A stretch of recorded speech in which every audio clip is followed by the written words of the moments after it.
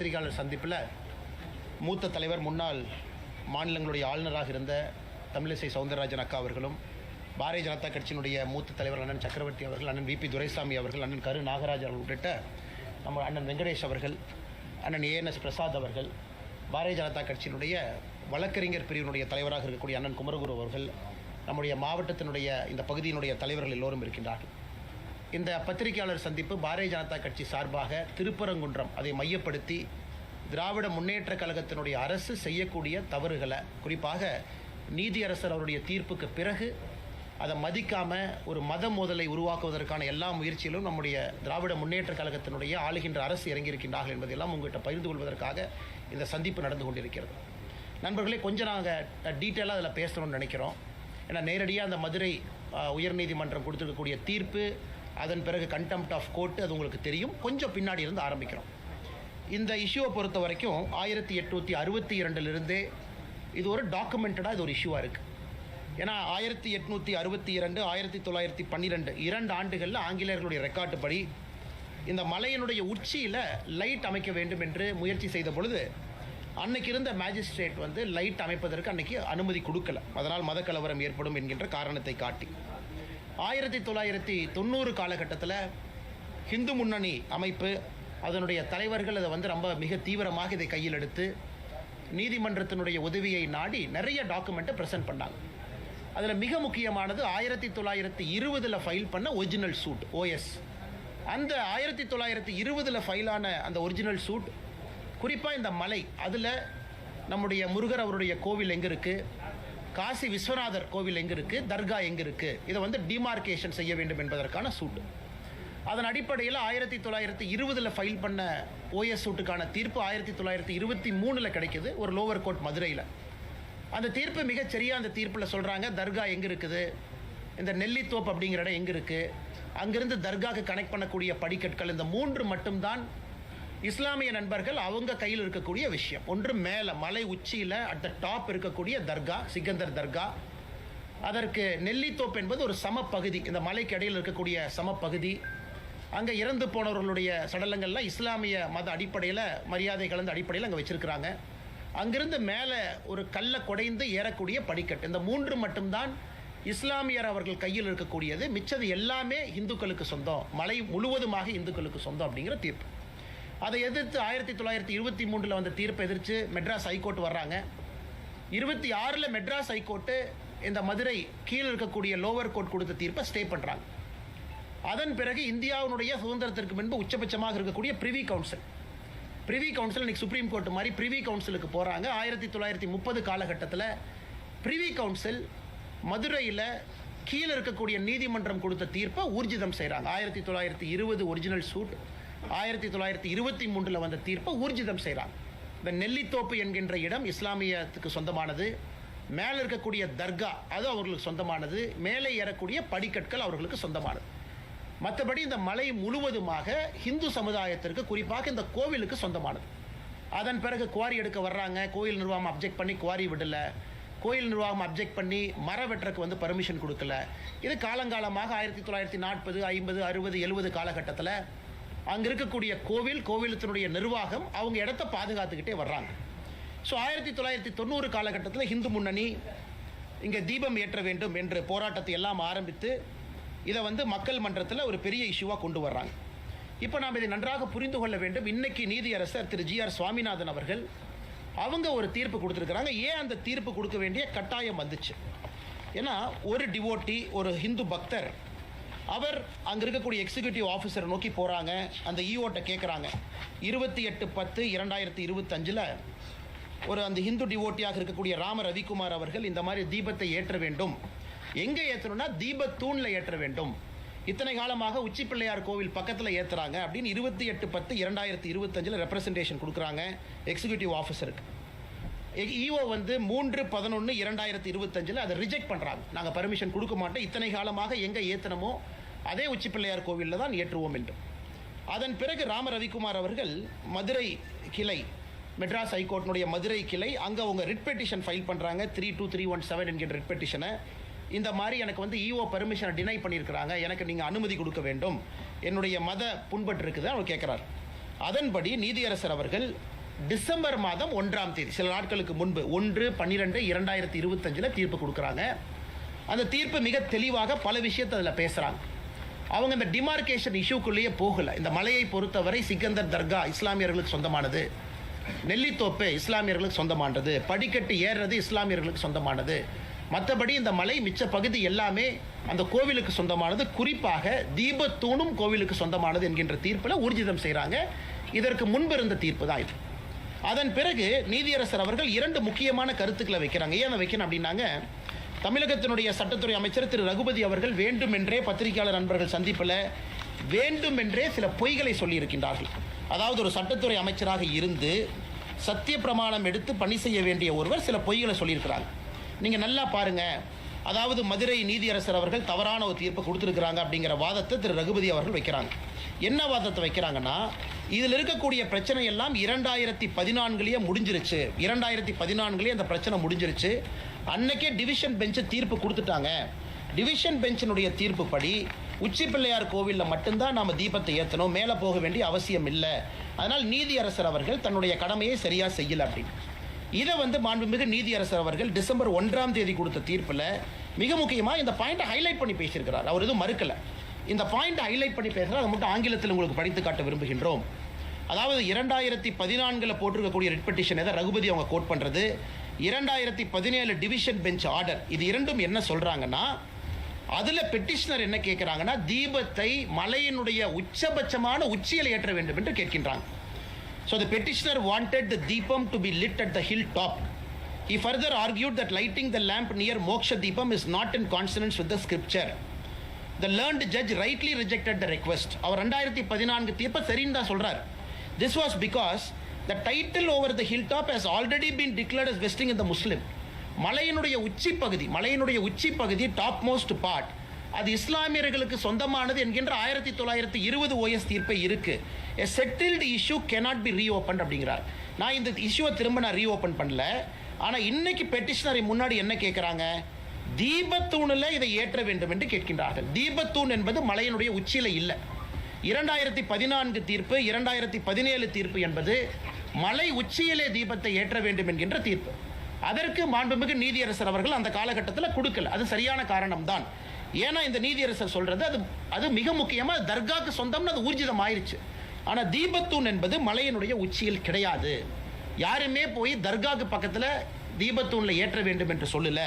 தர்காவிலிருந்து 50 metre தூரத்தில் கொஞ்சம் கீழே இருக்கக்கூடிய தீபத்தூணில் ஏற்ற வேண்டும் என்பதுதான் இன்னைக்கு போட்டிருக்கக்கூடிய ரிட் பெட்டிஷனுடைய சாராம்சம்.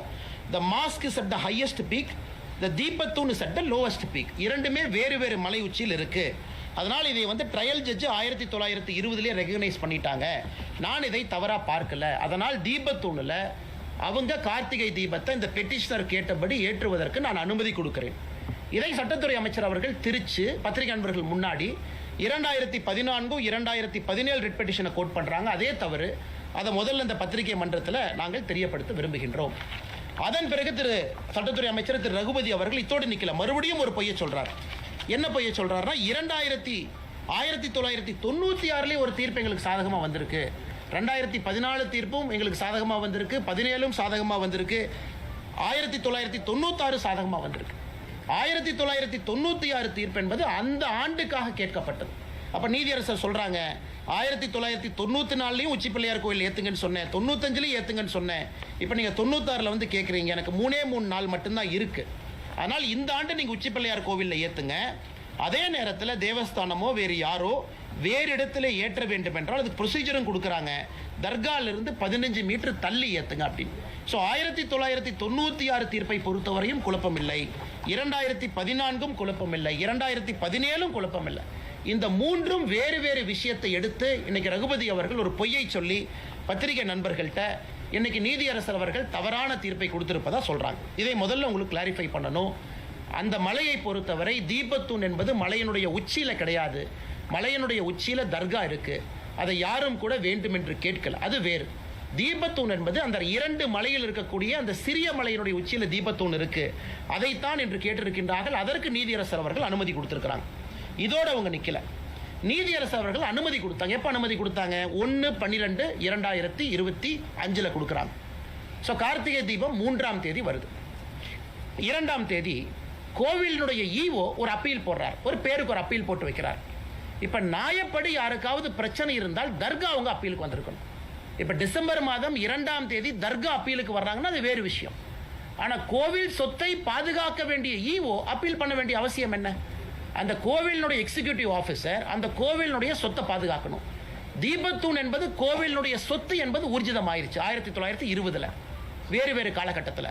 அப்படி இருக்கக்கூடிய ஈவோ அவர் எதுக்காக அப்பீல் போறாரு?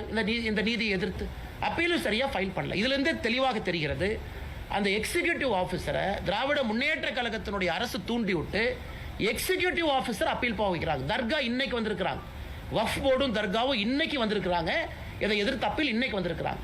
2ஆம் தேதி ஈஓ அப்பீல் செய்ய வேண்டிய கட்டாயமே இல்லை. காரணம், ஈஓனுடைய முதல் கடமை கோவில் சொத்தையும் தீபத்தோனையும் ப்ரொடெக்ட் பண்ணும். அடுத்து 3ஆம் தேதி ஈஓ சொல்றாங்க, இல்ல நாங்க மலை உச்சியில ஏத்த மாட்டோம், தீபத்தூண் ஏத்த மாட்டோம் என்று சொல்லுகின்றார். அதற்கு இந்த petitioner Rama Ravikumar contempt of court வர்றாங்க. 5 மணிக்கு கண்டெம்ட் ஆஃப் கோர்ட் பெட்டிஷன் எடுக்கிறாங்க. கார்த்திகை தீபம் 6 மணிக்கு. அந்த பெட்டிஷன் வரும்போது தமிழ்நாடு அரசுடைய வழக்கறிஞர் சொல்றாங்க, இல்ல 6 மணி வரைக்கும் பொறுங்க, 5 மணிக்கு எடுக்கிறீங்க. நீதியரசர் அவர்கள் 5 மணிக்கு எடுத்த கண்டெம்ட் ஆஃப் கோர்ட்டை 6:05 வரைக்கும் தள்ளி வைக்கிறார். 6:05க்கும் தீபம் ஏற்றப்படவில்லை என்கின்ற ஒரே காரணத்தினால தான் நேரடியா பெட்டிஷனருக்கு சொல்றாங்க, நீங்க 10 பேரத்தோட மலை மேல ஏறலாம், உங்களுக்கு மதுரை உயர்நீதிமன்றத்தில் இருக்கக்கூடிய சிஐஎஸ்எஃப் பாதுகாப்பு இருக்கக்கூடிய சிஐஎஸ்எஃப் அதனுடைய கமாண்டன்ட் பாதுகாப்பு கொடுப்பாங்க. ஏன் சொல்றாங்க? 1ஆம் தேதி கொடுக்கப்பட்ட தீர்ப்பு நேரடியா கமிஷனருக்கு டைரக்ட் பண்றாங்க, போலீஸ் கமிஷனருக்கும் கலெக்டருக்கும். நீங்க இதை தீபத்தை ஏற்றுவதற்கு உறுதுணையா இருக்கணும். 1ஆம் தேதியும் கமிஷனர் நடவடிக்கை எடுக்கல, 2ஆம் தேதியும் கமிஷனர் நடவடிக்கை எடுக்கலனா மாநில அரசினுடைய காவல்துறை அதிகாரிகள் தன்னுடைய கடமையை சரியா செய்யல. அந்த கடமையை செய்யாத காரணத்தினால தான் இது ஜுடிஷியல் ஓவர் ரீச் கிடையாது.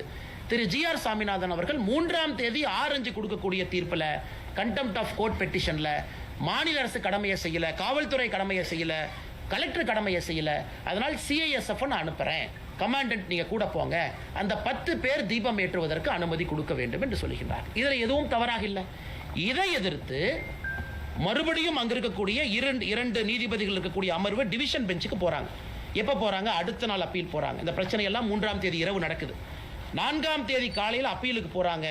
இந்த நீதியரசர் சிஐஎஸ்எஃப் விட்டது தப்பு, எப்படி அவங்க சிஐஎஸ்எஃப் அனுமதி கொடுக்கலாம், சட்டம் ஒழுங்கு என்பது மாநில அரசுடைய கட்டுப்பாட்டில் மட்டும்தான் இருக்கணும், எப்படி மத்திய அரசுக்கும் மாநில அரசுக்கும் கலவரத்தை ஏற்படுத்த முயற்சிக்கின்றார் என்று நீதியரசரின் மீது இவங்க பெட்டிஷனை போட்டிருக்கிறாங்க கோர்ட்ல. அதற்கு அந்த 2 நீதியரசர்கள் திரு ஜெயச்சந்திரன் அவர்கள் திரு KK ராமகிருஷ்ணன் அவர்கள் சொல்றாங்க, இதுல எந்த தவறும் கிடையாது. 1ஆம் தேதி மாநில அரசுக்கு சொன்னாங்க, 1ஆம் தேதி காவல்துறை கமிஷனருக்கு சொன்னாங்க, 1ஆம் தேதி கலெக்டருக்கு சொன்னாங்க, யாருமே வேலை செய்யல. அதன் பிறகுதான் நீதியரசர் அவர்கள் 3ஆம் தேதி 6 மணிக்கு தீபம் ஏற்றப்படவில்லை என்கின்ற காரணத்திற்காக இந்த நீதியை கொடுத்திருக்கிறாங்க. அதனால சிஐஎஸ்எஃப் அனுப்ப வேண்டும் என்று அவர் சொல்லியது எந்த விதத்திலும் தவறில்லை. இது மிக முக்கியமானது. 3ஆம் தேதி ராம ரவிக்குமார் அவர்கள் அங்க இருக்கக்கூடிய நம்முடைய பாரதிய ஜனதா கட்சியினுடைய தலைவர்கள்லாம் போறாங்க தீபம் ஏற்றுவதற்கு உறுதுணையாக. அன்னைக்கு கலெக்டர் என்ன சொல்றாங்கன்னா, கமிஷனர் என்ன சொல்றாங்க, கலெக்டர் 144 சிஆர்பிசி 163 BNSS அந்த சட்டத்தின்படி போட்டிருக்கிறாங்க, அதனால் நீங்க யாருமே போகக்கூடாது அப்படின்னு காட்டுறாங்க.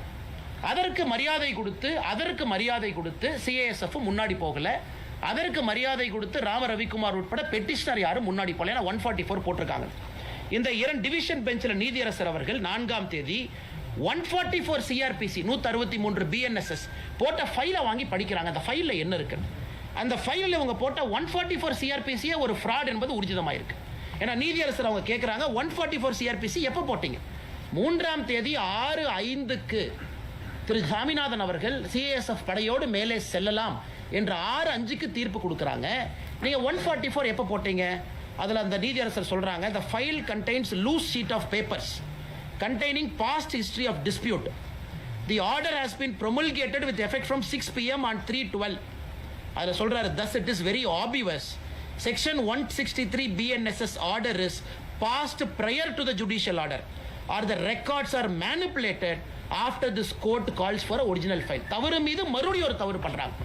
அதாவது 6 மணியிலிருந்து 144 சிஆர்பிசி 163 BNSS போடுறேன்னு 6 மணியிலிருந்து அந்த ஃபைல் இருக்கு.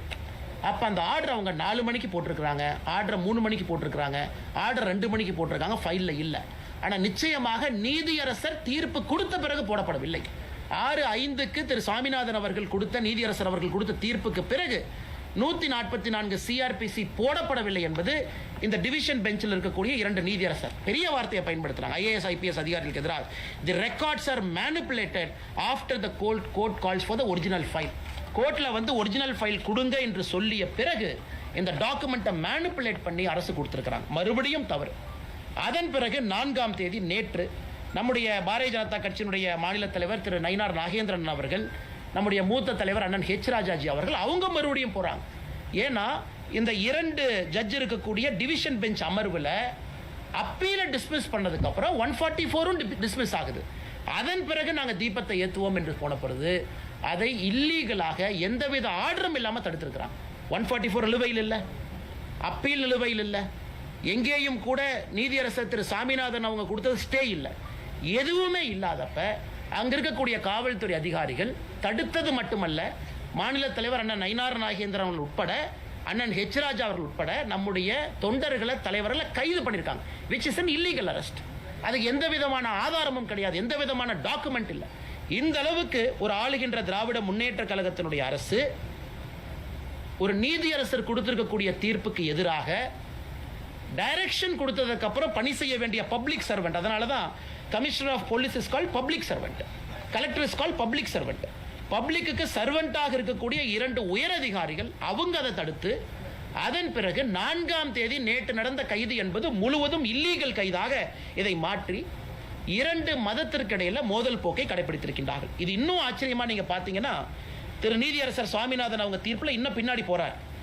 2005 RDO ஆபீஸில் நடந்த பீஸ் கமிட்டி மீட்டிங் நடந்தது. அந்த பீஸ் கமிட்டி மீட்டிங்ல 2 நபர்களும் பங்கேற்றாங்க. அதாவது டிசம்பர் 1ஆம் தேதி 2005 RDO ஆபீஸில் திருப்பரங்குன்றம் கார்த்திகை தீபம் ஏற்றுவது சம்பந்தமாக சாயந்தரம் 6 மணிக்கு 13-12 நடக்குது. அதில் வந்து இஸ்லாமிய நண்பர்களும் இந்து சகோதரர்களும் பங்கேற்கிறாங்க. அதில் எங்களுக்கு தர்காலிருந்து 15 மீட்டர் தள்ளி நீங்க தீபத்தை ஏற்றிக்கொள்ளலாம் என்று இஸ்லாமிய நண்பர்கள் கையெழுத்து போட்ட டாக்குமெண்ட் இதில் இருக்கு. மிக தெளிவாக கையெழுத்து போட்டு கொடுத்துருக்காங்க. 2005 தர்காலிருந்து 15 மீட்டர் தள்ளி நீங்க ஏத்திக்கலாம், எங்களுக்கு எந்த பிரச்சனையும் இல்லை. ஸோ பிரச்சனை இஸ்லாமியர்களுக்கு இல்லை, பிரச்சனை தர்காக்காரங்களுக்கு இல்லை.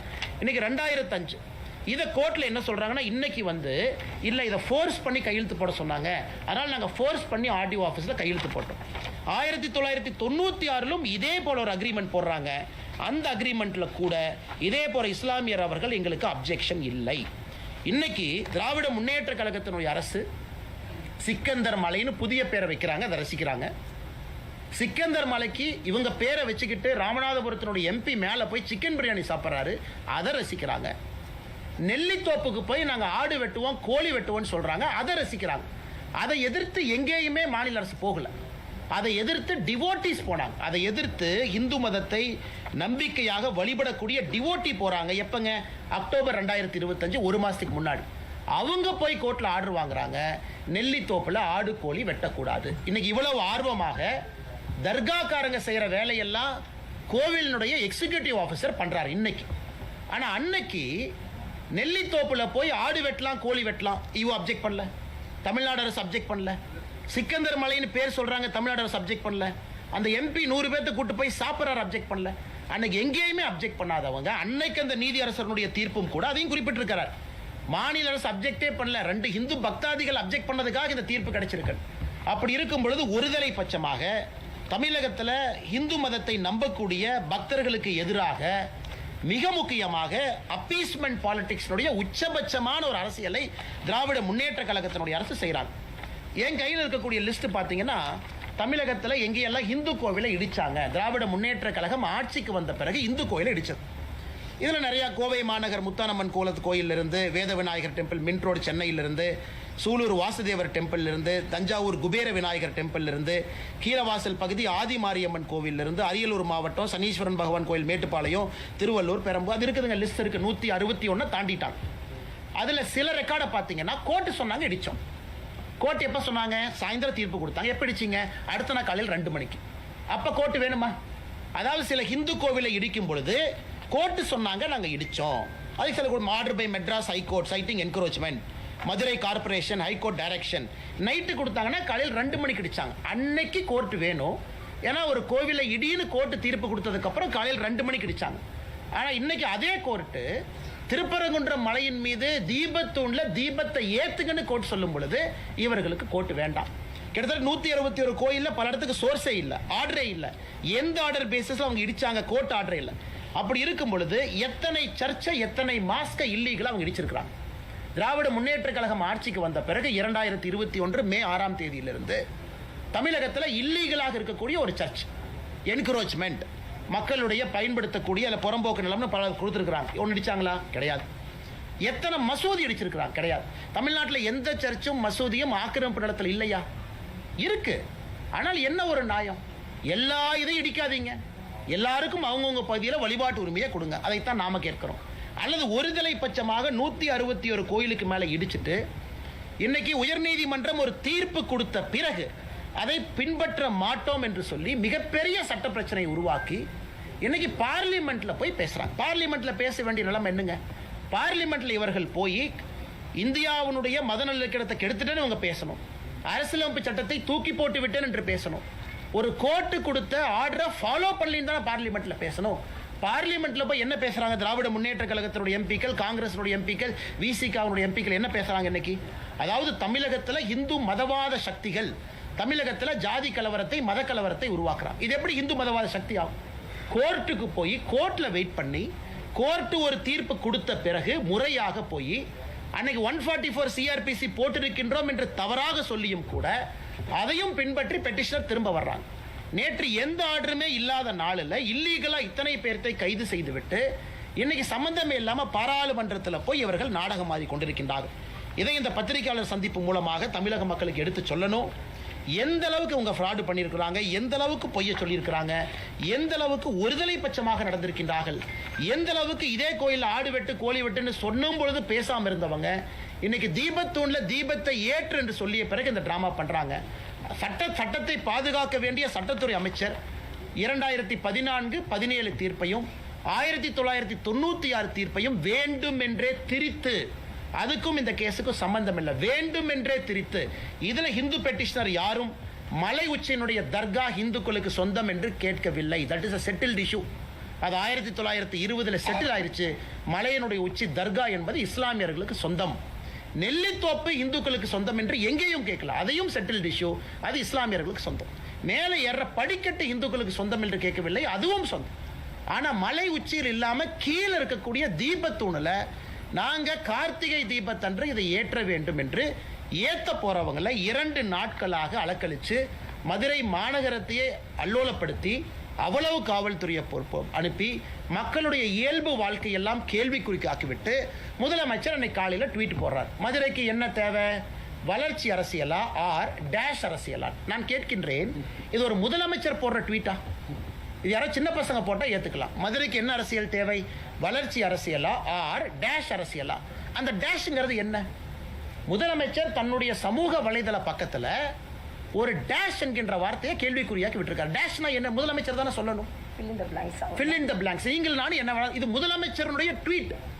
எந்த அளவுக்கு சிறுபிள்ளைத்தனமாக இவ்வளவு பிரச்சனையை செய்துவிட்டு முதலமைச்சர் அவர்கள் இதை போடுறாங்கன்னா உண்மையாலுமே இந்த முதலமைச்சர் அனைவருக்குமான முதலமைச்சரா? இந்துக்களுக்கான முதலமைச்சரா? இஸ்லாமியர்களுக்கான முதலமைச்சரா? கிறிஸ்தவர்களுக்கான முதலமைச்சரா? ஒரு நீதி நிலைப்பாடு ஒரு சட்டமன்றத்தில் ஒரு நீதிமன்றத்தில் சொல்லும் பொழுது முதல் கடமையாக செய்ய வேண்டிய பொறுப்பு சீஃப் மினிஸ்டருக்கு இருக்கு. அதையும் பின்பற்றல. சிஎஸ்எஃப் தமிழ்நாட்டில் அனுப்ப வேண்டிய நிலைமைக்கு தள்ளப்பட்டிருக்கிறோம். இது சம்பந்தமாக நேற்று தமிழக பாரதிய ஜனதா கட்சி சார்பாக நம்முடைய மாநில தலைவர் திரு நயினார் நாகேந்திரன் சார்பாக நம்முடைய உள்துறை அமைச்சர் அமித்ஷாஜி அவர்களுக்கு சம்பந்தமாக பிரீஃப் பண்ணியிருக்கிறோம். என்ன நடக்குது, என்ன பிரச்சனை இங்கே இருக்கு, இவங்க எந்த அளவுக்கு தவறான ஒரு விஷயத்தை செஞ்சிருக்கிறாங்க, எந்த அளவுக்கு நீதிமன்ற அவமதிப்பில் இன்வால்வ் ஆயிருக்கிறாங்க. சிஎஸ்எஃப் அன்னைக்கு ஒருவேளை நான் போறேன்னு சொல்லியிருந்தா மாநில அரசனுடைய காவல்துறைக்கும் சிஎஸ்எஃப்க்கும் கைகலப்பு வந்து இந்திய அளவில் மிகப்பெரிய தலைகுடிவாக நம்ம மாநிலத்துக்கு ஏற்பட்டிருக்கும். அவங்க பின்னாடி போயிட்டாங்க. சரி 144 இருக்கா, நாங்கள் மதிக்கிறோம், பின்னாடி போயிட்டாங்க, அதனால் பிரச்சனை இல்லை. ஆனால் இன்னைக்கு நீதியரசர் சொல்லியிருக்காங்க அந்த 144 ஃப்ராடு. இவ்வளவு தவறுகளை செய்யவிட்டு இன்னைக்கு சுப்ரீம் கோர்ட்டில் ஃபைல் பண்ணியிருக்கிறாங்க. பாருங்க, அபிஷேக் மனு சிங்கிவி அவங்க, விகாஸ் சேகல் அவங்க, இங்கே ஒருத்தருக்கு ஃபீஸ் என்னங்க? 20 லட்சம், 30 லட்சம், 40 லட்சம் சிட்டிங் ஃபீ. இன்னைக்கு மதுரை அமர்வு நீதிமன்றத்திற்கு ஒரு பெரிய சீனியர் சுப்ரீம் கோர்ட் லாயர் வந்திருக்கிறாங்க. அங்கே அபிஷேக் மனு சிங்கிவி இவ்வளவு கேலி கூத்தாக்கிவிட்டு மறுபடியும் உச்சநீதிமன்றத்துக்கு போவோம், மறுபடியும் முதல்ல இருந்து ஆரம்பிப்போம். அதனால தான் இதை பாரதிய ஜனதா கட்சி நாங்கள் அனைவரும் வன்மையாக கண்டிக்கின்றோம். எங்களுடைய மாநில தலைவரிலிருந்து ஆரம்பித்து கட்சியினுடைய கடைக்கோடி தொண்டன் வரை திருப்பரங்குன்றத்தில் தீபத்தூணில் ஏற்றக்கூடிய தீபத்திற்காக உயிரை கொடுத்து பாரதிய ஜனதா கட்சியினுடைய மாநில தலைவரிலிருந்து தொண்டர் வரை நாங்கள் நிற்போம். அதில் எந்த மாற்று கருத்தும் இல்லை. இன்னைக்கு மதுரை அமர்வு நீதிமன்றத்தில் திரு GR சுவாமிநாதன் அவர்கள் இந்த கேஸை செவ்வாய்க்கிழமைக்கு தள்ளி வச்சிருக்கிறார். இன்னைக்கு மறுபடியும் கண்டெம்ட்டுக்கு கண்டெம்ட், அதுக்கு ஒரு கண்டெம்ட். இது இந்தியாவில் எங்கேயும் பார்க்க மாட்டோம். கொடுத்த தீர்ப்புக்கு ஒரு கண்டெம்ட், அந்த தீர்ப்பை சரியாக ஃபாலோ பண்ணி ஒரு கண்டெம்ட், அதுக்கு 4ஆம் தேதி ஒரு கண்டெம்ட். ஸோ கண்டெம்ட் இன்னைக்கு வந்திருக்கு. அது 2ஆம் செவ்வாய்க்கிழமை அன்னைக்கு அதை கையில் எடுக்கிறாங்க. அதனால் அதையும் நாங்கள் கவனிக்கின்றோம். உச்சநீதிமன்றத்தில் இன்னைக்கு அட்மிட் பண்ணியிருக்கிறாங்க. அதே நேரத்தில் தலைமை நீதிபதி CJI அவங்க என்ன சொல்லியிருக்கிறாங்க, இது அவசரமாக எடுக்க வேண்டிய வழக்கு கிடையாது, அவசரமான இன்னைக்கு நம்பர் போட்டு எடுக்க மாட்டேன், நீங்கள் ரெஜிஸ்ட்ரியில் கொடுங்க, வழக்கமாக வர்றப்போ வரட்டும் என்று சொல்லியிருக்கின்றார்கள். அதனால் அதையும் பொறுத்திருந்து பார்ப்போம். நீதி நிலைநாட்டப்பட்டிருக்கிறது இங்கே நீதிமன்றத்தில். ஆனால் தரையில் மக்களாட்சி என்று சொல்லக்கூடிய ஜனநாயகத்தில் முதலமைச்சர் அதை கேள்விக்குறியாக்கி இவ்வளவு பேர்த்துக்கு பிரச்சனை உருவாக்கி லாட்டி சார்ஜ் மண்டை உடைந்து மாநிலத்தினுடைய இளைஞரணி தலைவர் தம்பி SG சூர்யாவிலிருந்து நிறைய மதுரை மாநகர் மாவட்டத்தினுடைய தலைவர் எல்லாருக்குமே பல இடத்துல காயம் பட்டிருக்கின்றார்கள். எதற்கு இவர்கள் அநியாயம் பண்ணுறாங்க கேட்டால் எங்களுக்கு மதவாத சக்தி என்கின்ற பெயர். அதனால் தமிழிசை அக்கா எல்லாமே இங்கே இருக்கிறாங்க. இதை விவரமாக உங்களுக்கு சொல்லணும், உங்களுக்கு தெரிஞ்சிருக்கும், இருந்தும் சொல்லணும். 1920 96, 2014, 17, 2025 தீர்ப்பு, இது வந்திருக்கக்கூடிய அனைத்தும் சாமானிய மனிதன், நீங்கள் இந்துவாருங்க, இஸ்லாமியராக, கிறிஸ்தவராக, சாமானிய மனிதன் இதை உத்து பார்த்தாங்கன்னா அவர்களுக்கு நியாயம் புரியும். யாருக்கும் எதிரானவங்க கிடையாது. தர்காவில் இஸ்லாமியர் போய் வழிபடட்டும், அப்பே இல்லை. நெல்லித்தோப்புக்கு அவங்க போட்டும், படியை பயன்படுத்தி மேலே ஏறட்டும், யாரும் அவர்களை தடுக்கவில்லை. இந்துக்கள் கேட்பது கோவிலினுடைய எல்லை பகுதிக்குள்ள, கோவிலினுடைய கட்டுப்பாட்டில் இருக்கக்கூடிய தீபத்தூணில் நாங்கள் கார்த்திகை தீபத்தன்னைக்கு ஒரே ஒரு நாள் ஏற்றுறோம். அது பார்த்தீங்கன்னா பல இடத்துல சொல்லியிருக்கிறாங்க, ஒரு மலையின் மீது ஒரு தீபத்தை ஏன் ஏற்றுறோம்னா அதை பாற்ற வீட்டில் நம்ம ஏற்றுவோம். இந்த மலையின் உச்சியில் தீபம் ஏற்றுவதற்கான காரணம் என்னங்க, மலை பெரும்பாலும் அந்த பகுதியினுடைய ஒரு உயர்ந்த நிலையில் இருக்கும். எல்லோரும் அதை பார்க்கலாம், சுற்றி இருக்கக்கூடிய கிராமத்தில் பார்க்கலாம். ஒரு காலகட்டத்தில் வாட்சு டைமு யாருமே இல்லாத காலகட்டத்தில் எல்லாருமே கோபுரத்தை பார்ப்பாங்க. அங்கே தீபம் ஏற்றப்பட்ட பிறகு வீட்டில் விளக்கேற்றுவாங்க. இதுதான் நடைமுறை. இதை 100 ஆண்டு காலமாக இது வேறு வேறு காலகட்டத்தால் இது தவிர்க்கப்பட்டிருக்கிறது. இன்னைக்கு மறுபடியும் ஒரு வாய்ப்பு, நியாயமான முறையில் நீதிமன்றம் கொடுத்திருக்கக்கூடிய வாய்ப்பை திராவிட முன்னேற்ற கழகத்தினுடைய அரசு தட்டி பறிக்கிறாங்க. வன்மையாக கண்டிக்கின்றோம். ஆனால் நிச்சயமாக மத்திய அரசும் இதை கவனித்துக் கொண்டிருக்கின்றார்கள், உள்துறை அமைச்சரும் இதை கவனித்துக் கொண்டிருக்கின்றார்கள், நீதி அரசர்களும் கவனித்துக் கொண்டிருக்கின்றார்கள். அதனால் திராவிட முன்னேற்ற கழகத்தினுடைய கபட நாடகம் எத்தனை நாளைக்கு போகும் என்பதை பொறுத்திருந்து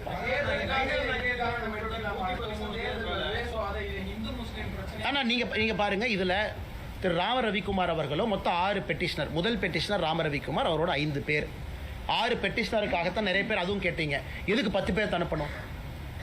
6 பெட்டிஷனர் கூட 4 பேர் லாயர் இருக்கலாம், 10 பேர். அதனால் இத்தனை பெட்டிஷனரும் இதுவரை அமைதி காக்கிறாங்க. யாரும் இஸ்லாமிய சகோதரர்களுக்கு எதிராக ஒரு வார்த்தை தவறா பேசல, யாரும் தர்கா எங்களுக்கு சொந்தம் என்று கேட்கல, யாரும் நெல்லித்தோப்பை எங்களுக்கு சொந்தம் என்று கேட்கல. மிக அமைதியான முறையில் அறவழியில் லட்டி சார்ஜ் அடி வாங்கிக்கிட்டு எல்லாரும் நிற்கிறாங்க. எங்களுடைய உரிமையை நிலைநாட்டி கொடுத்திருக்கக்கூடிய நீதிமன்றம் சொல்லியிருப்பதை நாங்கள் செய்கிறோம். அப்படி இருக்கும் பொழுது எங்க இவங்க மதக்கலவரத்தை ஏற்படுத்துறாங்க? பப்ளிக் ப்ராப்பர்ட்டியை சேதப்படுத்தினாங்களா? இத்தனை போலீஸை குவிக்கிறாங்க, ஆயிரக்கணக்கான போலீஸை மதுரையில் குவிக்கிறாங்க. எங்கேயாச்சும் ஒருத்தர் இந்த பெட்டிஷனர் கூட வந்தவங்க பாரதிய ஜனதா கட்சியினுடைய தொண்டர்கள், இந்து முன்னணியினுடைய தொண்டர்கள், எங்கேயாச்சும் ஒரு பப்ளிக் ப்ராப்பர்ட்டி, ஒரு கார் கண்ணாடி உடைச்சோம், ஒரு பப்ளிக் டிரான்ஸ்போர்ட்டை உடைச்சோம்? இன்னைக்கு கலவரத்தை செய்வது யார்? மதுரை மாநகரத்தினுடைய காவல்துறை. எவ்வளவு பேரிகேட் போடுறாங்க? ஆயிரக்கணக்கான பேரிகேட். கலவரத்தை ஏற்படுத்துறது அவங்க. எங்கேயும் ஒன்று உடையல, இவங்க போய் யாரையும் தாக்கல, எந்த பொது சொத்துக்கும் சேதத்தை ஏற்படுத்தல. அப்படி இருக்கும் பொழுது எப்படி மத கலவரம் ஆன்டிசிபேட் பண்றாங்க? இது மட்டும் இல்லப்பா, ஒரே நாள் தீபம் ஏற்றுறது மாத்திரம் மத கலவரம் வந்துருமான்னு ஜட்ஜி கேட்டிருக்காங்க. ஜட்ஜி பாருங்க, ஒரே நாள் 3ஆம் தேதி டிசம்பர், அக்கா சொல்றாங்க டிசம்பர் 3ஆம் தேதி 6 மணிக்கு தீபத்தை ஏற்றிட்டு வந்துடுறாங்க. அதன் பிறகு 4ஆம் தேதி போறதில்ல, 5ஆம் தேதி போறதில்ல, அடுத்த தீபத்துக்கு போவாங்க. அப்படி இருக்கும் பொழுது எப்படி அதனால் மத கலவரம் ஏற்படும்?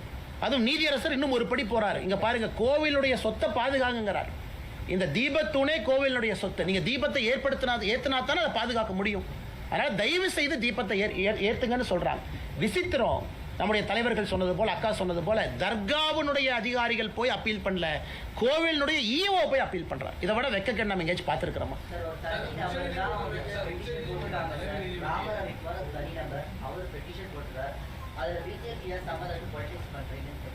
சார், இது ராம ரவிக்குமார் ஒரு பெட்டிஷன் போட்டிருக்கிறாங்க. மொத்தம் 5 பெட்டிஷனர் இருக்காங்க சார். மொத்தம் 6 பேரோடைய பெட்டிஷனை தான் அந்த நீதியரசர் அவருடைய ரிட் பெட்டிஷனில் 6 பேர்த்த மொத்தமாக எடுத்துக்கிட்டாங்க. 5 பேர் வந்து ஏற்றணும், ஒருத்தர் ஏற்ற வேண்டாம், மொத்தம் 6 பேர். இப்போ அரசியல் கட்சியினுடைய அடிப்படை உரிமை, அடிப்படை கடமை மக்களுக்காக நிற்பது. நாங்கள் மக்கள் மனநிலையை பிரதிபலிக்கிறோம். மதுரை மாநகரத்தில் இருக்கக்கூடிய மக்கள் மனநிலையை பிரதிபலிக்கிறோம். அவர்களும் மக்கள் தான். நீதிமன்றம் ஒரு தீர்ப்பு கொடுக்குறாங்க, அதற்கு பாரதிய ஜனதா கட்சி ஆதரவாக இருக்கு. இது அப்போ அரசியல் கட்சி எதுக்கு நடத்தணுங்க? நீங்கள் ரகுபதி அவங்க கேட்குறாங்க, பாரதிய ஜனதா கட்சிக்கு இதுக்கும் சம்பந்தம்னா அரசியல் கட்சி எதுக்கு நடத்தணும்? மக்களுடைய மனநிலையை பிரதிபலிப்பதற்கு அரசியல் கட்சி இருக்கு, மக்களுக்காக அரசியல் கட்சி இருக்கு. நீதிமன்றம் சொல்லிய பிறகு அரசு தவறு செய்யும் பொழுது தட்டி கேட்பதற்காக அரசியல் கட்சி இருக்கு. அரசியல் கட்சியினுடைய அடிப்படை கடமை இது. அதனால தான் திரும்ப சகோதரர் கேட்கிறேன், நீங்க ரகுபதி அண்ணகிட்ட கேட்கணும், யாராவது பாரதிய ஜனதா கட்சியினுடைய தொண்டனோ தலைவனோ பொது சொத்துக்கு சேதத்தை ஏற்படுத்தினோமா அப்படின்னு அவர் கேட்கிற கேள்வி கரெக்ட். எங்கேயாவது நாங்க மதக்கலவரத்தை ஏற்படுத்தினோமா? எங்கேயுமே கிடையாது. மக்களுடைய மனநிலையை பிரதிபலித்து, இந்துக்களுடைய உணர்வை பிரதிபலித்து பாரதிய ஜனதா கட்சி களத்தில் பெட்டிஷனருக்காக, மக்களுக்காக போராடி கொண்டிருக்கின்றோம். அதே நேரத்தில் இந்த தீர்ப்பில் தெரியா சொல்றாங்க, பர்சன் ஆஃப் இன்ட்ரெஸ்ட். பெட்டிஷனர் மட்டும் பர்சன் ஆஃப் இன்ட்ரெஸ்ட் இல்லைங்க.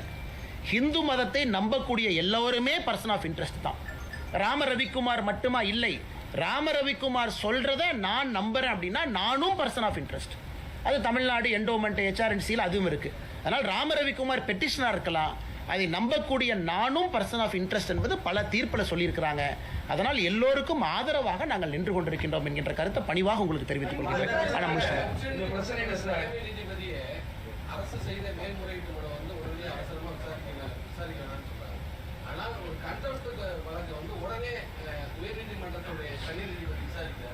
நீதிபதி விமர்சனம் பண்றாங்க. நீதிபதியுடைய ஜட்ஜ்மெண்ட் விமர்சனம் பண்ணி ஆர்ப்பாட்டம் பண்ணிருக்காங்க. நீதிபதியா அவர் இருக்கிறது தகுதி இன்னைக்கு நீதியரசர் அவர்கள் இன்று காலையில்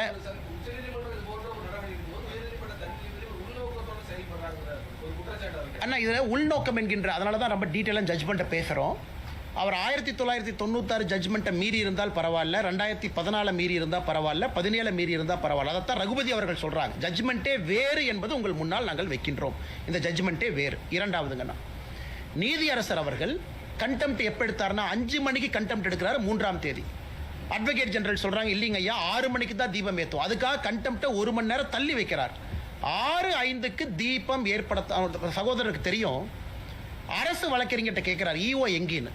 ஈஓ போனை சுவிட்ச் ஆஃப் பண்ணிட்டாருங்க ஐயா. நான் சொல்றது 3ஆம் தேதி 6:05க்கு நடந்த கண்டெம்ட்ல ஏற்பாடு செய்யல, பெட்டிஷனரை கூப்பிடல, 1ஆம் தேதி ஈஓ நடவடிக்கை எடுக்கல, 2ஆம் தேதி எடுக்கல, 3ஆம் தேதி கண்டெம்ட் ஆஃப் பெட்டிஷன் வரும்போது, கோர்ட் வரும்பொழுது அரசு வழக்கறிஞர்கிட்ட கேட்குறாங்க, ஈஓக்கு போனை போடுங்க. ஈஓ அவைலபிள் இல்லைங்கிறாங்க. ஸோ ஈஓ வரல, வீடியோ கான்ஃபரன்ஸ் வரல. இன்னைக்கு மதுரையினுடைய போலீஸ் கமிஷனர், கலெக்டர் சம்மன் பண்ணியிருக்காங்க, வரல. இன்னைக்கும் நீதியரசர் சொல்லியிருக்கிறாங்க, ஜாதிகளை உள்ளழுக்கிறீங்க, தவறா பேசுறீங்க, பொய்ய சொல்றீங்க, எங்களுடைய பொறுமைக்கும் எல்லை இருக்கு, பொறுமையா பார்த்துக்கிட்டு இருக்கோம், செவ்வாய்க்கிழமை அன்னைக்கு தள்ளி வச்சிருக்கோம். எங்களை பொறுத்தவரை நீதியரசர் அவர் வரம்புக்குள்ள நடந்திருக்கிறாரு. எக்ஸசிவ் ஜுடிஷியல் ஓவர் ரீச் எங்கேயுமே இல்லை. மாநில அரசு தன்னுடைய வரம்பை எல்லாம் மீறி இதை கேலி கூத்தாக்கி இருக்கிறாங்கிறது எங்களுடைய வாதம்.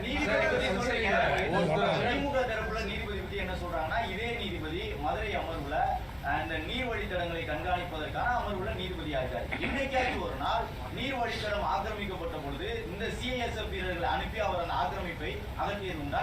அண்ணா இன்னைக்கு ஒத்துக்கிறங்கன்னா ஒரு வாதம் அது. இன்னைக்கு ஒரு எக்ஸ்ட்ரானரி கேஸ். அதாவது 1ஆம் தேதி அவங்க CISF அனுப்பல, 1ஆம் தேதி போலீஸ் கமிஷனருக்கு டைரக்ஷன் கொடுக்கிறாரு, டிசம்பர் 1ஆம் தேதி கலெக்டருக்கு டைரக்ஷன் கொடுக்கிறார். 2ஆம் தேதி அவர் கையில் எடுக்கல, 2ஆம் தேதியும் லோக்கல் போலீஸ் தான் இருக்கிறாங்க. 3ஆம் தேதி தீபம் ஏற்றப்படவில்லை என்று தெரிந்த பிறகு 6:05க்கு தான் அவர் சொல்றாரு, 6:05க்கு தான் சொல்றாரு இந்த மாதிரி CISF கொடுக்கிறோம். இது அப்பீல் அந்த டிவிஷன் பெஞ்சில் ஜெயச்சந்திரன் ராமகிருஷ்ணன் அவங்ககிட்ட அந்த கேள்வியை கேட்கும் பொழுது நீதியரசர்கள் சொல்றாங்க, the service of CISF was provided only because the state police refused to give protection and comply with the court direction. In case the state missionary disobey the court order and refuse to give protection, the court cannot stand helpless. அதாவது நீதியரசர் திரு GR. Swaminathan அவர்கள் எடுத்திருக்கக்கூடிய அந்த தீர்ப்பு முடிவுக்கு அடுத்த நாள் division பெஞ்சில் நீதியரசர் ஜெயச்சந்திரன் அவர்களும் ராமகிருஷ்ணன் அவர்களும் முழு ஆதரவு கொடுத்திருக்கிறாங்க. அதாவது ஒரு நீதிபதி இல்லை. இன்னைக்கு திமுகவினுடைய சட்ட அமைச்சர் மாண்புமிகு திரு ரகுபதி அவர்கள் ஜி.ஆர். சுவாமிநாதன் அவர்கள் மீது கை காமிச்சாங்கன்னா அடுத்த நாள் 2 நீதிபதியும் ஊர்ஜிதம் பண்ணியிருக்கிறாங்க. அதனால் எங்களை பொறுத்தவரை திமுகவினுடைய அமைச்சர் அரசு எல்லோருமே நீதி அரசர்களுக்கு எதிராக இங்கே பணிபுரிகின்றார்கள் என்பது ஊர்ஜிதமாகும்.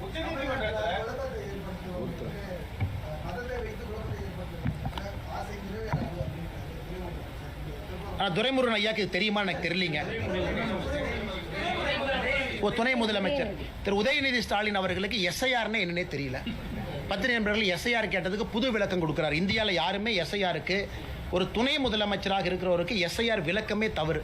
அதனால் உண்மையாலுமே அவருக்கு இந்த கோர்ட் இஷ்யூ தெரியுமா, ஜட்ஜ்மெண்ட் தெரியுமா, தெரிஞ்சுதான் பேசுறாரா அப்படிங்கிறது மாண்புமிகு துணை முதலமைச்சரின் மீது எங்களுடைய குற்றச்சாட்டு. இரண்டாவது, மாண்புமிகு துணை முதலமைச்சர் அவர்கள் இன்னைக்கு புரிஞ்சுக்கணும், இவர் 1ஆம் தேதி சொன்னாங்க, 2ஆம் தேதி சொன்னாங்க, 3ஆம் தேதி சொன்னாங்க. அன்னைக்கு துணை முதலமைச்சர் எங்க போனாரு? அதாவது அவர்கள் ஆட்சியில் இருக்கக்கூடிய காவல்துறைக்கு டைரக்ஷன் கொடுத்திருக்கிறாங்க. பின்பற்ற வேண்டியது துணை முதலமைச்சருடைய பொறுப்பு, எதுவுமே செய்யல. இன்னைக்கு இந்த மாதிரி மதக்கலவரத்தை ஏற்படுது. திரும்ப திரும்ப நாங்க சொல்றோங்கன்னா, மதக்கலவரம் என்பது பொது சொத்துக்கு தீ வச்சாங்களா?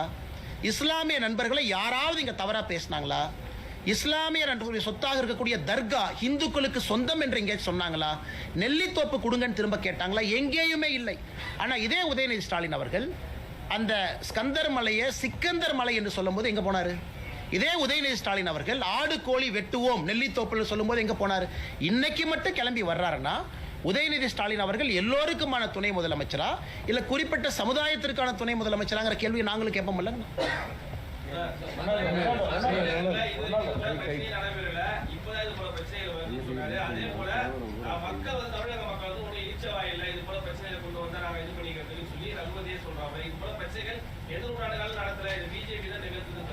எங்களை பொறுத்தவரை இங்க குமரகுரு அண்ணன் வரும்பொழுது எங்களுடைய வழக்கறிஞர் பிரிவினுடைய தலைவர் அவங்க இருந்தாங்க.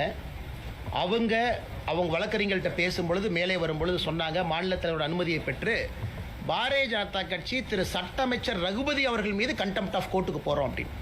காரணம், நீதி அரசரை பற்றி தவறா பேசியிருப்பது, ஜட்ஜ்மெண்ட்டை குழப்பி பேசியிருப்பது, நீதி அரசர்களுடைய மாண்பை ஒரு சட்டத்துறை அமைச்சரே அதை தவறாக வழிநடத்தியிருக்கிறார். அது வந்துடுறேன். ஸோ ரகுபதி அவங்க பிரஸ் மீட்டை பொறுத்த வரைக்கும் நேற்றைய பிரஸ் மீட்டே அது கண்டெம்ட் பிரஸ் மீட். அது ஏன்னா தவறான தகவலை சட்ட அமைச்சராக உங்கள் முன்னாடி சொல்லியிருக்கிறாங்க. அதை பாரதிய ஜனதா கட்சியினுடைய தலைவர் அண்ணன் குமரகுரு அவங்க இருக்கிறாங்க, எங்களுடைய வழக்கறிஞர் பிரிவினுடைய தலைவர். ஸோ ஏன்னா ரகுபதி அவர்களுக்கு தெரியணும், பொறுப்பான பொறுப்பில் இருந்து கொண்டு பொய்யை சொல்லக்கூடாது. மிச்ச துரைமுருகன் அவர்களாக இருக்கட்டும், உதயநிதி ஸ்டாலின் அவர்களாக இருக்கட்டும், அவர்கள் சொல்வது ஒரு பக்கம், நீங்க கேட்டுக்கண்ணா, நாங்க சொல்றதையும் நீங்க கேட்குறீங்க. நாங்க ஆதாரத்தின் அடிப்படையில் எல்லாத்தையும் உங்க முன்னாடி வைக்கிறோம். இதுல எங்க தவறு நீங்க சுட்டி காட்டுங்கண்ணா. நீதியரசர் அவங்க சொல்றாங்க, மலை உச்சியின் மீது கிடையாது, உச்சிக்கு கீழே இருக்கக்கூடிய இன்னொரு மலையில் இருக்கக்கூடிய உச்சியில தர்கா இருக்கு. அவரே பர்சனலா போய் இன்ஸ்பெக்ட் பண்றாரு. திரு ஜி.ஆர். சாமிநாதன் அவர்கள் இந்த ரெட் பெட்டிஷன் அட்மிட் ஆன உடனே அவரு நடந்து போறாரு, எல்லாத்தையும் கூட வர சொல்றாரு. நீதியரசர் போய் எல்லாத்தையும் இன்ஸ்பெக்ட் பண்ணிட்டு தீர்ப்பு கொடுக்கிறார். அப்படின்னா ஒரு ஸ்பாட்டுக்கு போகாம தீர்ப்பு கொடுக்கல, ஸ்பாட்டுக்கு போயிட்டு தான் தீர்ப்பு கொடுக்கிறாரு. அப்படி இருக்கும் பொழுது திரும்ப திரும்ப திரும்ப நீதிமன்றத்தை குறை சொல்வது, நீதியரசரை குறை சொல்வது, திரும்ப திரும்ப இதே வேலையை செய்யறாங்கன்னா எப்படி? இப்பதான் பார்த்தோம், இந்தியாவில் முதல் முறையாக மாநில அரசு மெட்ராஸ் ஹைகோர்ட் கொலிஜியம் ரெக்கமெண்ட் பண்ண உடனே திருப்பி அனுப்பியிருக்கிறாங்க. அதையும் பார்த்தீங்க, இந்தியாவில் எங்கேயுமே நடக்காத விஷயம். இன்னைக்கு தமிழ்நாட்டில் மாநில அரசு Madras high court collegium, Madras high court நீதியரசர்களாக யார் வர வேண்டும் என்கின்ற ரெக்கமெண்டேஷனை மாநில அரசு இந்திய அரசியல் வரலாற்றில் முதல்ல திருப்பி அனுப்பியிருக்காங்க. அப்ப என்ன, உங்களுக்கு பிடிச்ச ஜட்ஜு தான் வரணும், பிடிக்காத ஜட்ஜு வந்தால் கேள்வி கேட்பீங்க. நீங்க போடுற ஜட்ஜு தான் வரணும். நிறைய நீதியரசர்கள், நாங்க எந்த நீதியரசர்கள் மீது தவறா சொல்லல, இதற்கு முன்பு திமுக கட்சியில் இருந்தவங்க அப்பா இருந்தவங்க நாங்கள் ஏற்றுக்கிட்டோம். அது ஒரு ப்ராசஸ்ல வந்திருக்கிறாங்க, கொலிஜியத்தில் வந்திருக்கிறாங்க. மாநில அரசு ஏற்றுக்கிட்டாங்க, மத்திய அரசு ஏற்றுக்கிட்டாங்க, உச்சநீதிமன்றத்தினுடைய கொலிஜியம் ஏற்றுக்கிட்டாங்க. நாங்கள் எங்கேயுமே கேள்வி கேட்கலையே.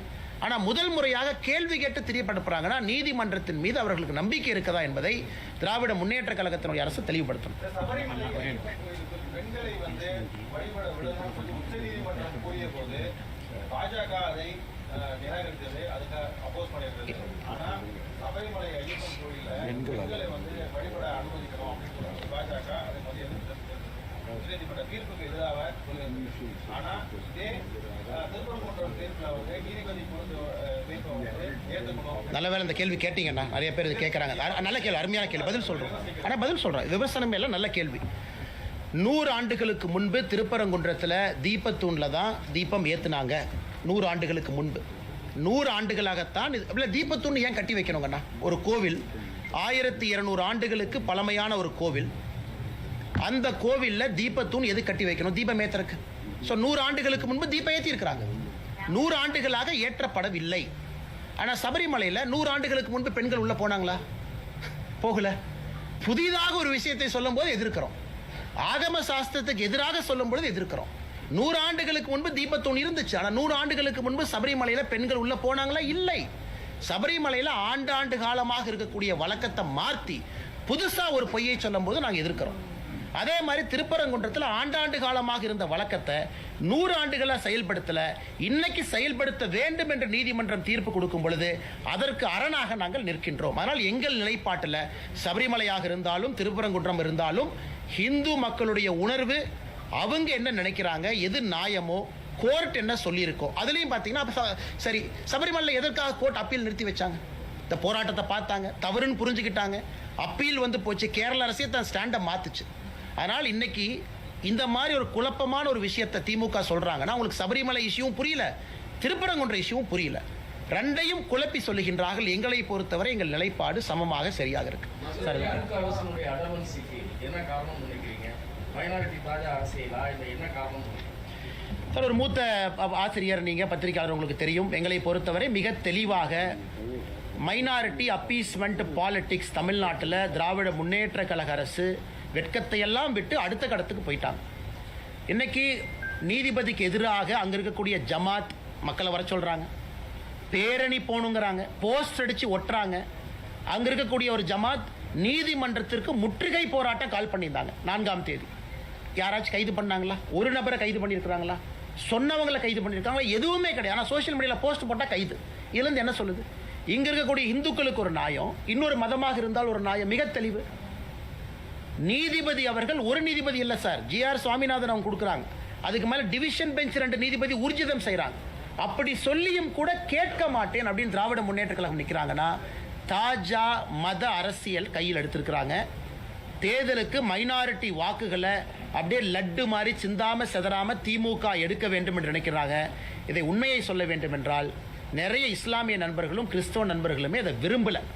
தேவையில்லாமல் ஏன் தர்காவே வந்து பெட்டிஷன் இல்லைங்க சார். 3ஆம் தேதி தர்கா வரல, 4ஆம் தேதி தர்கா வரல, இன்னைக்கு தான் தர்கா வந்திருக்கிறாங்க. வெறும் எக்ஸிக்யூட்டிவ் ஆஃபீஸர் இந்து கோவிலை ப்ரொடெக்ட் பண்ண வேண்டிய ஈவோவை தூண்டி விட்டு இந்த கபட நாடகத்தை போடுறாங்க. அதனால் மைனாரிட்டியும் இதை ரசிக்கலை, மெஜாரிட்டியும் ரசிக்கலை.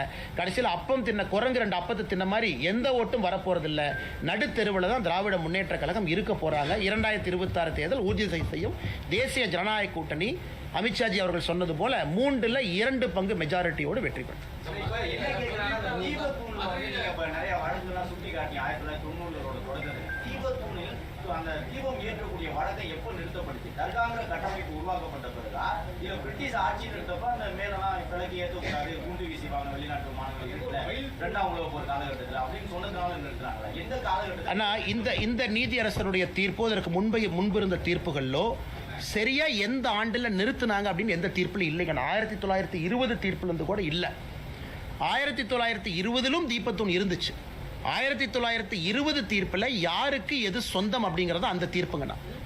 ஆனால் இன்னைக்கு அங்கே இருக்கக்கூடிய அர்ச்சகர்கள் என்ன சொல்கிறாங்க, எங்கள் அப்பா எங்கள் தாத்தா அவர்களுடைய பேச்சை வச்சு நாங்கள் சொல்கிறோம் இது சராசரியாக 1920 காலகட்டத்திலிருந்து ஏற்றப்படவில்லை அப்படிங்கிறது அவங்க கருத்து. அப்படின்னா 105 வருஷம், 105 இயர்ஸ். அவங்க இன்னைக்கு பேச்சு வழக்காத்தான் சொல்றாங்க. எங்கேயுமே ரெக்கார்டட் டாக்குமெண்டட் இந்த ஆண்டு நிறுத்தணும், இந்த ஆண்டு உச்சப்பிள்ளையார் கோயிலுக்கு நாங்கள் கொண்டு வந்து எங்கேயுமே கிடையாது. இன்னொரு காரணம் என்னன்னா, இதுல பெட்டிஷனர் சொல்றாங்க மோட்ச தீபம் தான் உச்சிப்பிள்ளையார் கோவில் பக்கத்தில் மோட்ச தீபம் தான் ஒரு காலத்தில் ஏற்றப்பட்டிருந்தது. கார்த்திகை தீபம் என்பது எப்பொழுதுமே தீபத்தூண்ல இருந்துச்சு. எப்போ அது நிறுத்தப்பட்டதோ மோட்ச தீபம் ஏற்றக்கூடிய இடத்துல தான் கார்த்திகை தீபம் ஒன்றா வருது. அதே ஆகம சாஸ்திரத்தின்படி தவறுங்கிறது ஒரு ஆர்குமெண்ட். அதனால் இன்னைக்கு தீர்ப்பு ஹிஸ்டாரிக்கல் ரெக்கார்ட்ஸ் எல்லாம் பார்த்து இதற்கு முன்பு இருந்த நடைமுறையை திரும்ப கொண்டு வந்திருக்கிறாங்க. அதனால் இன்னைக்கு மாநில அரசு அவங்க கையில் ரெக்கார்டு இருக்குது, அவங்க கையில் என்டோமெண்ட் ரெக்கார்டு இருக்குது, அவங்க கையில் ஈஓ இருக்கிறாங்க. ஈஓ வந்து 3ஆம் தேதி 2ஆம் தேதி ஃபைல் பண்ணது, 1ஆம் தேதி தீர்ப்பு வந்து 2ஆம் தேதி ஃபைல் பண்ணது பார்த்தீங்கன்னா ஒரே ஒரு பேஜை மட்டும்தான் ரெஜிஸ்ட்ரியில் ஃபைல் பண்ணுறாங்க. அதையும் நீதிபதி சுட்டி காட்டுறாங்க. ஒப்புக்கு சப்பானியாக ஈஓ வந்து ஒரு பேஜை ஃபைல் பண்ணிட்டு ஓடிட்டாரு, அதுவும் இன்அட்மிசிபிள். ஸோ ஈஓவை பொறுத்த வரைக்கும் 1ஆம் தேதி தீர்ப்பு கொடுத்தா 2ஆம் தேதி அப்ஜெக்ட் பண்ணும், போய் பேப்பர் கொடுத்து வந்துட்டார். எந்த வித சப்போர்ட்டிங் டாக்குமெண்ட் இல்லை. அப்படி தான் இன்னைக்கு ஈஓ இருக்கிறாங்க. அதனால் திரும்பவும் நாங்கள் பத்திரிகை நண்பர்களுக்கு வலியுறுத்துகின்றோம். நீங்கள் பார்க்குறீங்க, நீங்கள் கிரவுண்டில் இருக்கிறீங்க, நீங்கள் கிரவுண்டில் போய் பார்ப்பீங்க. இது மத கலவரத்தை ஏற்படுத்துவதற்கான முயற்சி இல்லை. கடந்த 5 நாட்களாக யாராவது இஸ்லாமியருக்கு எதிராக பேசுகிறாங்களா? இல்லை.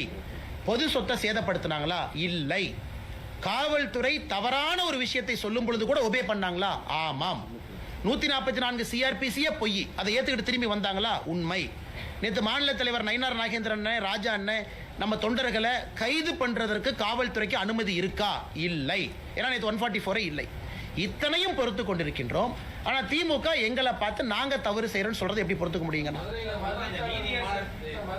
முதலீட்டாளர் மாநாடு நடைபெறக்கூடிய நிலையில மதுரையுடைய மாண்பை குலைக்கிறதுக்கு சர்வதேச முதலீட்டாளர் மத்தியில் வந்து மதுரையுடைய நற்பெயரை கெடுக்கிறதுக்கு தான் பாஜக இது மாதிரி. அண்ணே 1ஆம் தேதி தீர்ப்பு வந்துச்சு, 3ஆம் தேதி 6:05க்கு தீபத்தை விட்டுந்தாங்கன்னா எல்லா ஃபிளைட்டும் மதுரையில் இறங்கி இருக்கும், எல்லா இன்வெஸ்டரும் வந்திருப்பாங்க. யாரு பிரச்சனை ஏற்படுத்தினது? 3ஆம் தேதி 6 மணிக்கு தீபத்தை ஏத்துங்கன்னு சொன்ன பிறகு நான் ஏற்ற மாட்டேன் என்று சொன்னவர் பிரச்சனையை உருவாக்குனாரா, இல்ல நீதிமன்றம் சொல்லி இருக்குன்னு வீதிக்கு வந்தவங்க பிரச்சனை உருவாக்குனாங்களா? ஸோ எல்லோருக்குமே தெளிவா தெரியும், நீதிமன்றம் சொன்னதை கேட்க மாட்டோம் என்று சொன்ன திராவிட முன்னேற்ற கழகம் தான் பிரச்சனை உருவாக்குனாங்க. அது மட்டும் இல்லைங்கண்ணா, திராவிட முன்னேற்ற கழகத்துக்கு மதுரை இன்வெஸ்டர் சமிட்டுக்கு யாரும் வரமாட்டோம் என்று சொல்லியிருப்பாங்க போல. அதனால் அதை திசை திருப்புவதற்காக அவங்களே இந்த பிரச்சனையை ஆரம்பிச்சிருக்கிறாங்க. அப்படித்தான் நாங்கள் பார்க்குறோம். நீ முதலீட்டாளர் சமிட் நல்லா நடத்தணும்னு திமுக அரசு முடிவு பண்ணியிருந்தாங்கன்னா அவங்க இந்த பிரச்சனையை வளர விடுறாங்க. தீர்ப்பு வந்துச்சு, 3ஆம் தேதி தீபத்தை ஏத்துறதுக்கு போலீஸ் 2 பேர்த்த கூட அனுப்பிச்சிருப்பாங்களேனா, அதுவும் 10 பேர் மட்டும் வாங்கினா எதுக்கு அத்தனை பேர் போறாங்க? 10 பேர் தான் போறாங்க. இல்லப்பா பெட்டிஷனர் மட்டும் 6 பேர் வாங்கப்பான்னு கமிஷனர் சொல்லியிருந்தா 6 பேர் மட்டும் போக போறாங்க. அதுவும் சொல்லல. அதில் ஆச்சரியம் பாருங்க, ராம ரவிக்குமார் அவர்கள் கமிஷனர் சொல்றாங்க, ஐயா 144 போட்டீங்க, ஆனா 144ல 3 பேர் போறதுக்கு அனுமதி இருக்குல்ல. கமிஷனர் முழிக்கிறார், இதான புதுசா இருக்கேன், 3 பேர்த்தையும் விட மாட்டேன்னா தப்பு செஞ்சது யார்? 144ல 3 பேர் போறதுக்கு அனுமதி இருக்குல்லண்ணா. பிலோ 4 4க்கு எக்ஸீட் ஆகக்கூடாது, 4 பேர். ஏன் அது 3 அனுமதிக்கல, 4 அனுமதிக்கல? 144 போட்ட பிறகு 163 BNSS 3 பேர் அனுமதிச்சிருக்கலாமே, 3 பேர் போய் தீபத்தை ஏற்றிட்டு வந்திருப்பாங்களே. அங்க இருக்கக்கூடிய 1000 பேரும் போக வேண்டும் என்று சொல்லலீங்கண்ணா. 3 பேர் போனாலும் எங்களுக்கு சம்மதம் தான். அதையும் விடாம இன்னைக்கு கலவரத்தை ஏற்படுத்தி இருப்பது திராவிட முன்னேற்ற கழகத்தினுடைய அரசு. அதனால் இங்கே வந்திருக்கக்கூடிய எல்லா பத்திரிகை நண்பர்களுக்கு எங்களுடைய தாழ்மையான நன்றிகளை தெரிவித்துக் கொள்கின்றோம். எல்லாருமே பெரிய அளவில் வந்திருக்கிறீங்க. ஆனால் அந்த கேஸை நிற்காதுங்கண்ணா, அது இல்லீகல் கேஸுங்கண்ணா. அதனால தான் அவங்களுக்கே தெரியும், மாநில தலைவரை கைது பண்ணாங்க, கூட்டிகிட்டு போனாங்க, மண்டபத்தில் வச்சாங்க, என்ன பண்ணுறதுன்னு தெரியல, 10:30 மணிக்கு விட்டாங்க. ஏன்னா அவர்களுக்கே தெரியும் எந்த ஆதாரத்தின் அடிப்படையில் கைது பண்ணீங்க. 144 நிலுவையில் இருக்கா? இல்லை. ஒரு தேசிய கட்சியினுடைய மாநில தலைவர், அவருக்கு பொறுப்பு இருக்கு, போனாரு, எந்த ஆதாரத்தில் கைது பண்ணீங்க? என்ன ஒரு வயலேட் பண்ணாரு? என்ன செக்ஷனை வயலேட் பண்ணாரு? எதுவுமே வயலேட் பண்ணல. பப்ளிக் ஆர்டருங்கிறது யாரு? நீங்களே உருவாக்குறீங்க. பப்ளிக் ஆர்டர் தான் நாங்க ஃபாலோ பண்றோம், நீதிமன்றத்தினுடைய தீர்ப்பு. அதனால் இது எல்லாமே உச்சநீதிமன்றத்தில் செவ்வாய்க்கிழமை மதுரை உயர்நீதிமன்ற கிளையில அவருடைய முகத்திரை மறுபடியும் கிளியும். இப்பவும் நம்முடைய கட்சி தலைவர்கள் எல்லோரும் பொறுமையாக தான் இருக்கிறோம். செவ்வாய்க்கிழமை என்ன சொல்றாங்க, உச்சநீதிமன்றத்தில் என்ன சொல்றாங்க. அதனால் இதை புரிந்து கொள்ள வேண்டும். மத கலவரத்தை நாங்கள் உருவாக்கல, திராவிட முன்னேற்ற கழகம் உருவாக்க முயற்சி பண்றாங்க. நன்றிங்க. தேங்க்யூ. அண்ணே வா, அண்ணே ரொம்ப நேரம் பேசுகிறோம்.